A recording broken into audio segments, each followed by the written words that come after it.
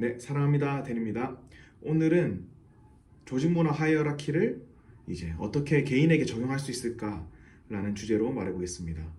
요점만 말씀드리면 우리가 행동 양식, 여러 가지 방법론들을 찾기 전에 우리의 가치관, 그 대상과 사물과 방법과 우리의 삶과 업무를 바라보는 그 모든 가치관을 먼저 바꿀 때 이 하이어라키가 훨씬 더 빨리 작동한다입니다.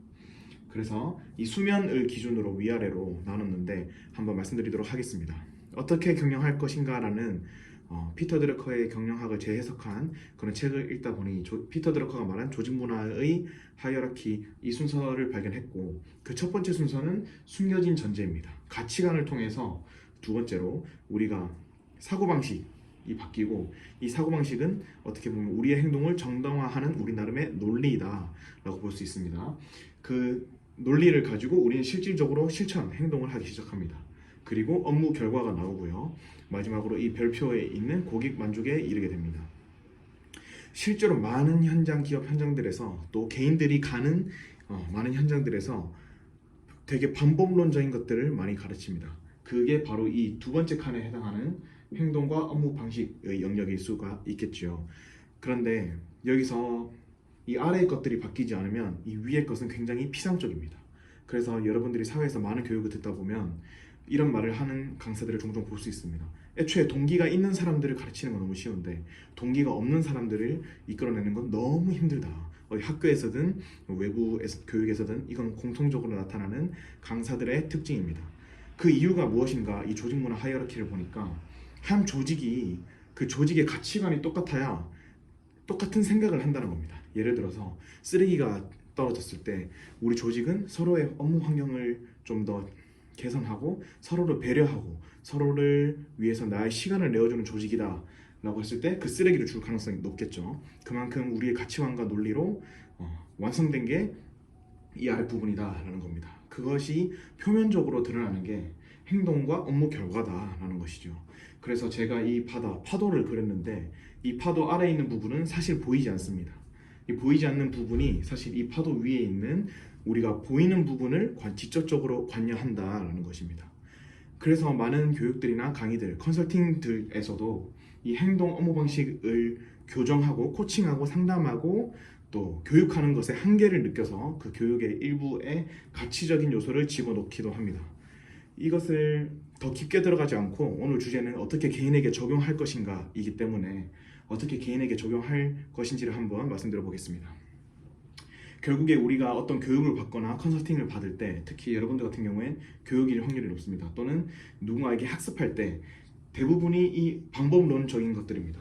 이 행동을 방법론적인 것들이라고 해석을 하면 이것을 배우는 동기나 가치가 중요하다, 또는 이것을 왜 하는지 중요하다, 이런 Y를 많이 들어보셨을 겁니다. 이 Y에 해당하는 것이 이 숨겨진 전제와 가치관이다. 정확히 말하면 이 둘 사이에 있는 회색 지대입니다.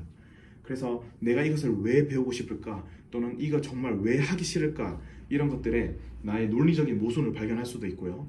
또 내가 지향하고자 하는 가치가 어떤지를 한번 생각해 볼 수 있습니다. 그래서 아까 말씀드렸던 거에서 좀 더 연결 지어서 말씀을 드리면, 우리가 어떤 방법론적인 것들을 배우기 이전에 우리의 가치관 세팅이 너무나도 중요하다는 겁니다.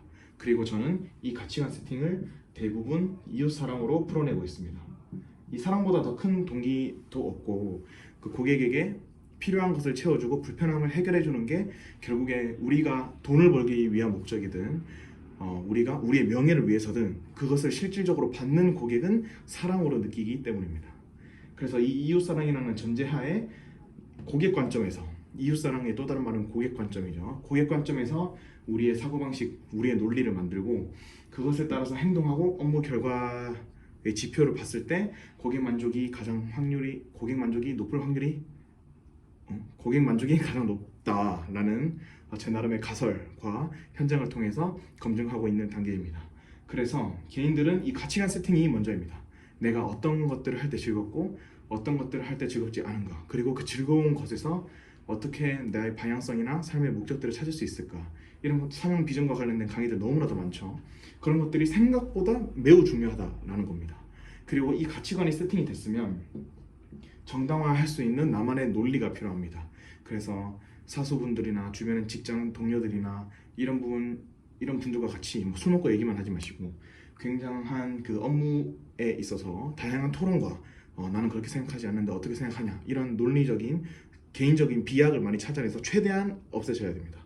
그게 이 아래에서 쭉 위로 나가는 고객 만족까지 일렬로 갈 수 있는 나만의 습관과 나만의 논리, 나만의 역량을 만드는 길입니다. 요약하겠습니다. 우리의 가치관으로부터 모든 행동이 비롯된다.